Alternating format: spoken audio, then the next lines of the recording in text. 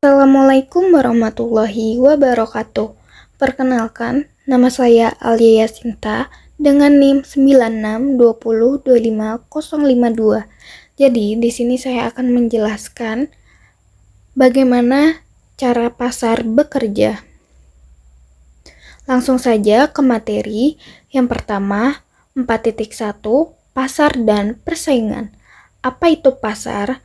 Pasar adalah kelompok pembeli dan penjual yang berinteraksi sehingga memungkinkan terjadinya pertukaran.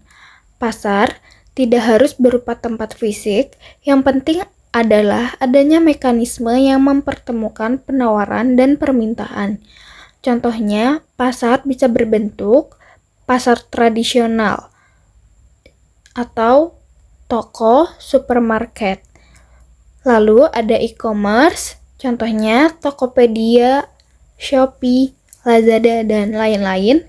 Lalu pasar tenaga kerja, pasar saham, bahkan aplikasi transportasi seperti Gojek.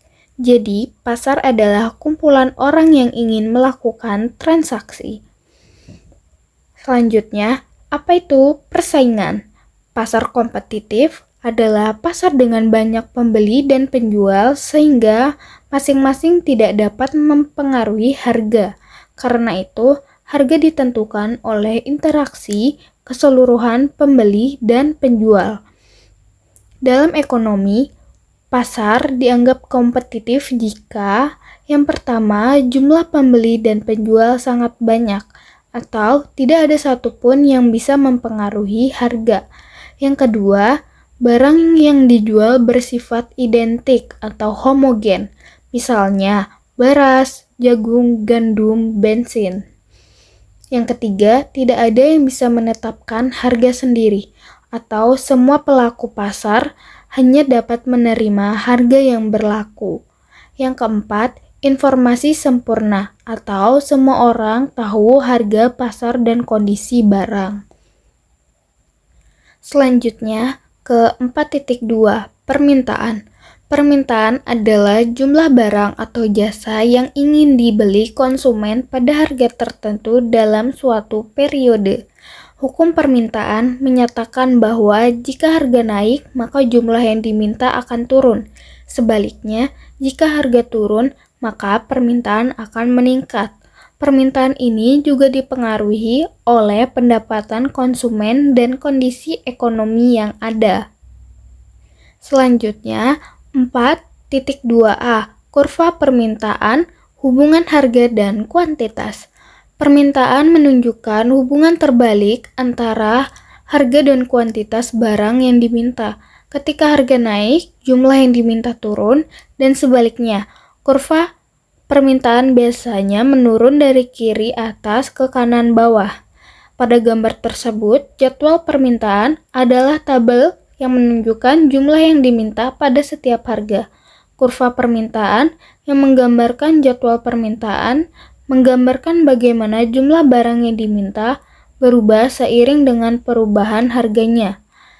Alasan utama pada grafik kurva permintaan menurun, yaitu yang pertama adanya efek substitusi. Saat harga suatu barang naik, konsumen mencari barang pengganti yang lebih murah. Contohnya seperti harga teh naik, orang beralih ke kopi. Yang kedua, adanya efek pendapatan. Harga naik membuat daya beli turun. Konsumen merasa lebih miskin, membeli lebih sedikit. Selanjutnya ke 4.2b, permintaan pasar versus permintaan individu. Permintaan individu adalah jumlah barang yang diminta satu konsumen. Permintaan pasar adalah penjumlahan horizontal dari seluruh permintaan individu pada setiap tingkat harga. Pada contoh gambar tersebut, kuantitas yang diminta di pasar adalah jumlah kuantitas yang diminta oleh semua pembeli pada setiap harga. Dengan demikian, kurva permintaan pasar ditemukan dengan menjumlahkan kurva permintaan individual secara horizontal. Selanjutnya ke 4.2c, pergeseran kurva permintaan. Kurva permintaan dapat bergeser jika ada perubahan faktor selain harga, seperti pendapatan, preferensi, harga barang terkait, ekspektasi, dan jumlah pembeli. Pergeseran ke kanan berarti peningkatan permintaan, ke kiri berarti penurunan peningkatan. Pada gambar tersebut, setiap perubahan yang meningkatkan jumlah barang yang ingin dibeli pembeli pada harga tertentu akan menggeser kurva permintaan ke kanan. Setiap perubahan yang menurunkan jumlah barang yang ingin dibeli pembeli pada harga tertentu akan menggeser kurva permintaan ke kiri. Lalu, apa saja contoh pergeseran kurva permintaan? Yang pertama, pendapatan. Jika pendapatan masyarakat meningkat dan es krim dianggap normal, maka kurva permintaan bergeser ke kanan. Yang kedua, ada barang substitusi. Jika harga yogurt es meningkat, orang akan lebih memilih es krim. Permintaan es krim naik. Yang ketiga, barang komplement. Jika harga coklat topping turun, maka lebih banyak orang ingin menambah topping pada es krim, maka permintaan es krim naik. Yang keempat, ada selera. Jika es krim viral di media sosial, maka permintaan akan naik. Yang kelima, ada ekspektasi. Jika orang percaya harga es krim akan naik minggu depan, maka permintaan naik hari ini. Jadi, pada dua kurva tersebut, yaitu perubahan kurva permintaan versus pergerakan kurva permintaan. Baik, materi selanjutnya akan dilanjutkan oleh saya, Amelia Juliana, dengan NIM 96205015. Pada bagian 4.3 yaitu penawaran. Definisi penawaran sendiri adalah jumlah barang atau jasa yang bersedia ditawarkan produsen pada harga tertentu. Hukum penawaran menyatakan bahwa jika harga naik, maka penawaran akan bertambah. Sebaliknya, jika harga turun, maka jumlah yang ditawarkan juga berkurang. Di sini, kurva penawaran digambarkan miring ke atas dikarenakan adanya hubungan positif antara harga dan jumlah yang ditawarkan. Kurva penawaran menunjukkan hubungan positif antara harga dan jumlah barang yang ditawarkan, di mana semakin tinggi harga, semakin banyak produsen bersedia menyediakan barang.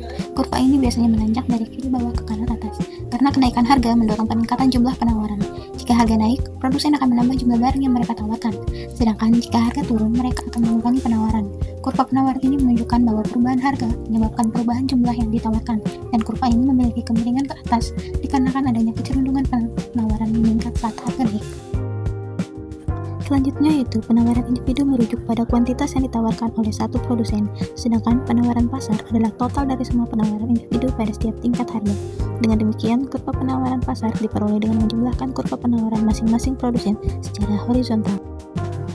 Selanjutnya, pada 4.3 terdapat kurva atau grafik yang menunjukkan bahwa semakin tinggi harga es krim, semakin sedikit orang yang membelinya, baik Catherine, Nicholas, maupun pasar secara keseluruhan. Catherine adalah yang paling banyak membeli es krim di berbagai negara, diikuti dengan Nicholas. Hal ini menunjukkan bahwa kenaikan harga membuat permintaan terhadap es krim tersebut menurun. Selanjutnya terdapat kurva penawaran yang bisa bergeser karena biaya produksi, teknologi, harapan harga, ataupun jumlah penjual berubah. Bergeser ke kanan berarti penawaran naik, sedangkan bergeser ke kiri berarti penawaran tersebut turun. Selanjutnya pada bagian 4.4 penawaran dan permintaan bersama. Keseimbangan pasar terjadi saat jumlah barang yang diminta sama dengan jumlah yang ditawarkan, dan harga pada titik ini disebut harga keseimbangan di mana tidak ada kelebihan ataupun kekurangan barang. Selanjutnya terdapat grafik A dan grafik B, di mana grafik A menunjukkan kelebihan penawaran atau surplus, di mana kuantitas yang ditawarkan melebihi dengan kuantitas yang diminta. Sementara pada grafik B menunjukkan kelebihan permintaan atau shortage, di mana kuantitas yang diminta melebihi kuantitas yang telah ditawarkan. Selanjutnya yaitu analisis perubahan keseimbangan pasar melibatkan 3 langkah. Yang pertama yaitu identifikasi apakah kurva permintaan atau penawaran yang bergeser. Yang kedua yaitu tentukan arah pergeseran kurva tersebut ke kanan atau ke sebelah kiri. Dan yang ketiga analisis dampak pergeseran tersebut terhadap harga dan kuantitas keseimbangan yang baru. Selanjutnya terdapat kurva yang menunjukkan harga gula yang naik mengurangi jumlah harga es krim yang ditawarkan, menggeser kurva penawaran ke kiri sehingga harga es krim naik dan jumlah yang terjual turun. Pada panel A yang menunjukkan ketika permintaan dan penawaran meningkat bersamaan, harga dan kuantitas keseimbangan naik. Di panel B menunjukkan ketika permintaan naik tetapi penawaran turun, harga keseimbangan naik tetapi kuantitas keseimbangan turun. Yang terakhir yaitu bagian 4.5 kesimpulan bagaimana harga mengalokasikan sumber daya. Harga bertindak sebagai sinyal yang mengarahkan keputusan produsen dan konsumen. Interaksi penawaran dan permintaan memastikan bahwa sumber daya yang dialokasikan pada penggunaan yang paling bernilai bagi masyarakat.